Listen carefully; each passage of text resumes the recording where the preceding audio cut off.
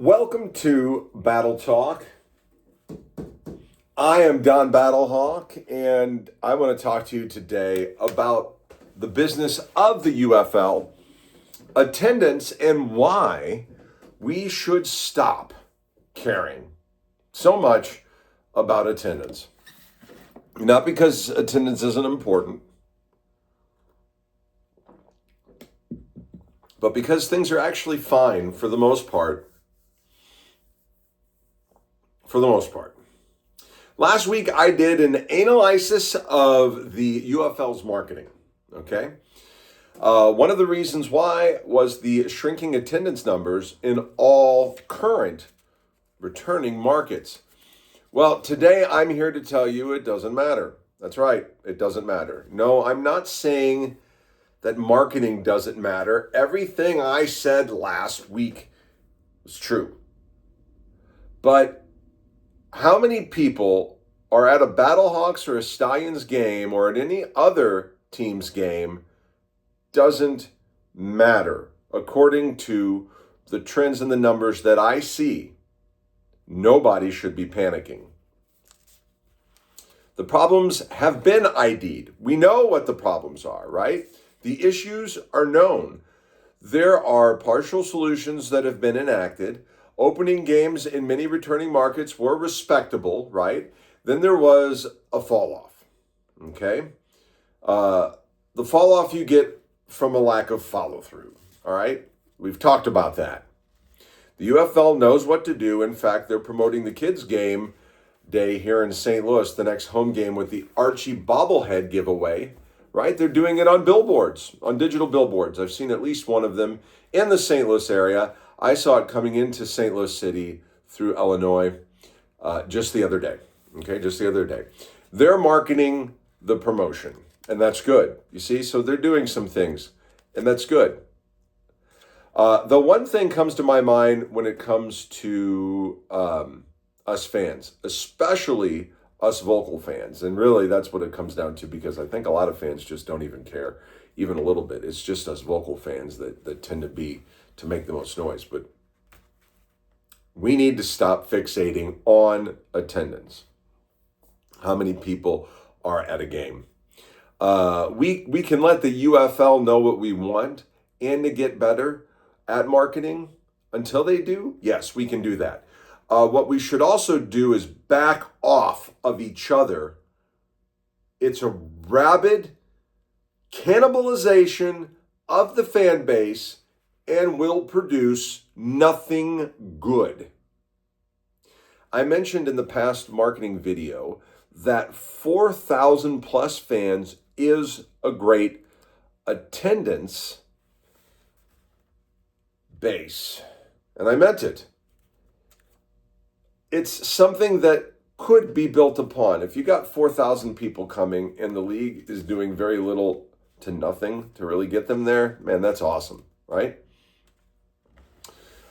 Mentioning and even encouraging the UFL to relocate another year in a row is praying for further destabilization of the league and erosion of trust in all markets. Now, some people don't understand that. That's fine, man. You don't have to understand it. I wish you would accept that it were true, but you don't have to understand it. I'll say it again. Sincere efforts should have been made in Memphis and maybe even San Antonio before they were abandoned. Mergers have consequences. I'm not harping on about the 8 teams that lost from that, but yeah, I mean, if you think there wasn't negative blowback even from that, fan-wise, then you're naive. In all markets, then you're naive. After the complete trash bin, burning trash bin, dumpster fire of last offseason, we don't need that again in this coming offseason. We need a league that markets and supports all teams It needs to feel like UFL leadership is doing positive things to build on the foundation that we have in all of our current markets. The solution is not trolling, yet Mike Rapoli continues to troll the Birmingham fan base.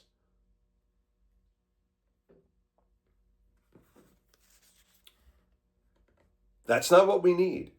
We don't need the UFL to troll its fans. We don't really need other fans trolling other UFL fans on attendance either. Now, I want to break down for you what the attendance has been for each team so far this season. All right? In a brand new market, the Storm have had 11,127. That was the home opener with a concert. Without concerts, they've had 8,500, 9,700, and 9,100. Respectable, yet highly criticized. Makes no sense why you would criticize a fan base that is bringing in 9,000 people. It's ridiculous.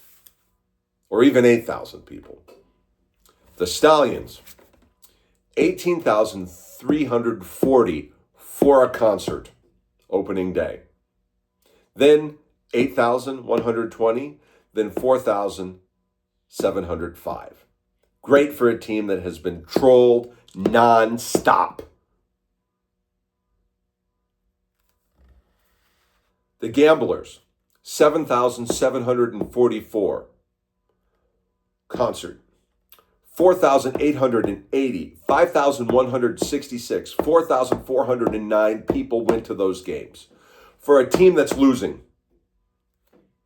at least their record-wise, right? It's a good base to build upon. It is.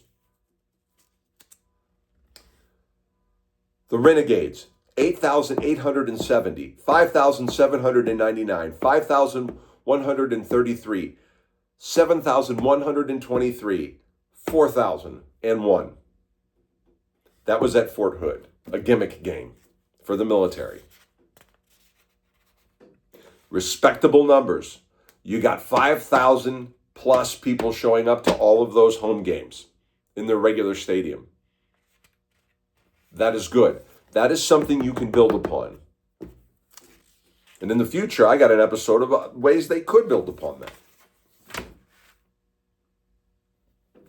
Actually decent numbers. The Aviators, new team, 14,810 for a team that is suffering. But that was their first game, and there was a concert. The next game, 8,729. The next game, 8,347. That's a lot of fans, and that is a great foundation to build upon. The Defenders, home opener, 12,167 with the concert. The next game, 7,940. The next game, 7,019. The next game, 7,950. Now, there's a good base there. We know it. It's a fact. This is a yellow flag that goes back to my past video that you can find here on X or here on YouTube, where I talk about the marketing failures and stuff like that. But it's just a yellow flag. It's not a red flag. It will be a red flag if they don't take care of stuff. The Battlehawks, 31,191 on a poorly promoted concert. Opening game.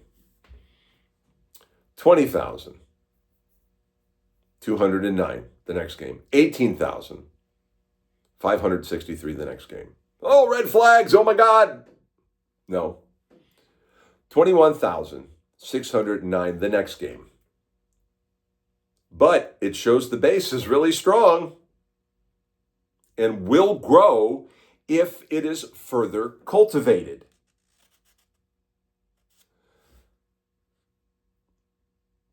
The excitement of football coming back in St. Louis and people just going for the novelty of it is over. But with a base like that and a sustained effort in market, both on and off season, I think you're going to get those numbers climbing.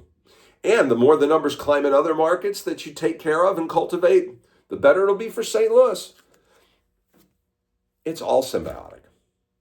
And that's a fact, right? But is the St. Louis decline and the DC decline, is that in the future for the Kings? Because the Kings had a 14,034 home opener with the concert. And then they had an 11,082 game, a 10,456 game, and then a 10,025 game. Without a win in most of those. They're the biggest success story of 2026, especially in the new markets. But if they take that big success story and they say, we're not going to support this team anymore and we're not going to reach out and try to get more new fans, the inertia and just run on inertia, it's going to taper off. Okay? Because it has for these other teams. Those fans are there. In past seasons, those fans in 2023, in 2024, in 2025 even. All right. Moving teams another year in a row risks violating fan trust and security for all teams in 2027. Let's look at the showboats from last season. Attendance, 4,373, 4,753, 4,215, and then a very bad 2,044. But their next game, 4,573. I think the base is more 4,000 than that fluke of a 2,000. And if you look at the previous year's attendance, it's even better. But when you allow a team and the marketing and everything to function just on inertia from the previous season, and then when you have a team that's kind of in the basement, it's multiplied. It's multiplied. That's as good as a base as any. No opening day concerts. The team was in the basement. Strong relocation case, the strongest relocation case, I guess. But if it was cultivated or reinvigorated instead of abandoned, you probably would have seen growing attendance that matches what you're seeing in all these other markets. Brahmas, 14,427, 9,884, 9,244, 10,863. One home game played in the Dome in St. Louis. That wasn't included in my season ticket package. I still went, but a lot of people didn't, and I don't blame them.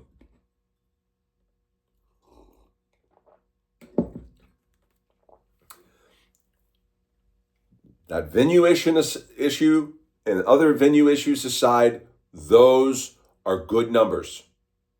Those are really good numbers. In 2023, the Vegas Vipers playing in a baseball field averaged 6,024 per game. I stopped looking for individual game records because I couldn't find them in a speedy manner. That's a good base. But if I could get the individual game breakdowns, it may show otherwise. I don't know. Orlando Guardians 23 season, 12,011, 10,013, 7,832, 7,011, 7,789. A foundation to build upon was there for all these examples. As a matter of fact, if you look at the Orlando Guardians, and then you look at the Storm the attendance numbers are not that far off. I guess bringing the Storm back is a course correction. A good one. I don't know. Right? Because, I mean, the Storm are the Guardians. Spiritually, locationally speaking.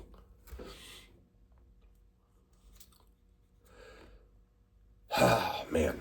Foundation to build upon was there for all of the examples that I've given. My point is this. With the teams we have now, let's build it, not tear it apart. We don't need another offseason of abandonment. Spend the offseason in positive edification with attempted growth instead of leaving more spring football fans with bitter abandonment memories.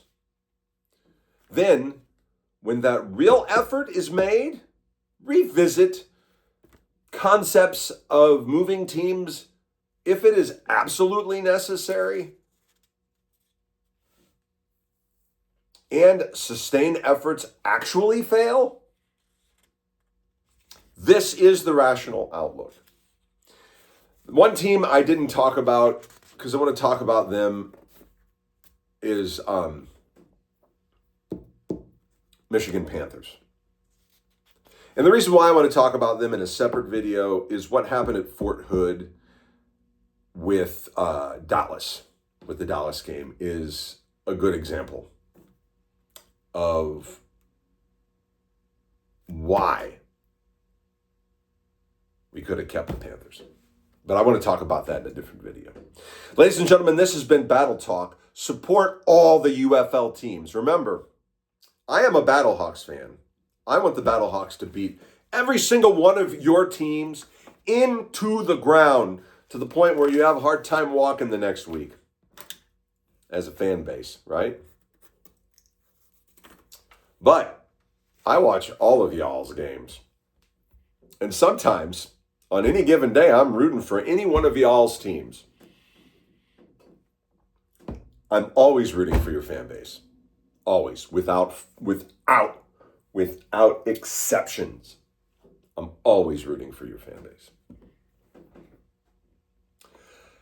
I will see you tomorrow with my Week 9 UFL picks.